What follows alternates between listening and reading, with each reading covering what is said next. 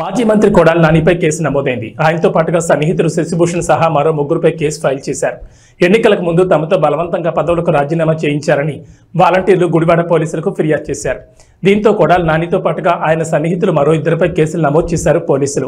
కొడాలి నానితో పాటు ఆయన సన్నిహితుడు దుక్కుపాటి శశిభూషణ్, గుడివాడ పట్టణ వైఎస్ఆర్సీపీ అధ్యక్షుడు గొర్ల శ్రీను, మరో ఇద్దరు వైఎస్ఆర్సీపీ నేతలపై 447, 506 ఐపీసీ సెక్షన్ల కింద పోలీసులు కేసు నమోదు చేసినట్లు తెలుస్తోంది. మరోవైపు కొడాలి నాని తాడేపల్లి జగన్ నివాసంలో జరిగిన వైఎస్ఆర్సీపీ సమావేశంలో పాల్గొన్నారు. అక్కడ చర్చించిన అంశాలపై మాట్లాడారు. చంద్రబాబు ఎన్నికల్లో దొంగ వాగ్దానాలు ఇచ్చి అధికారంలోకి వచ్చారని మండిపడ్డారు. విశాఖలోని ఋషికొండపై టీడీపీ తప్పుడు ప్రచారం చేస్తోందని ధ్వజమెత్తారు. ఎన్నికల్లో హామీ ఇచ్చిన సూపర్ 6 ఎప్పుడు అమలు చేస్తారో చెప్పాలని కూటమి ప్రభుత్వాన్ని ప్రశ్నించారు. నిరుద్యోగులకు ఇస్తామన్న 3,000 ఇవ్వాలన్నారు.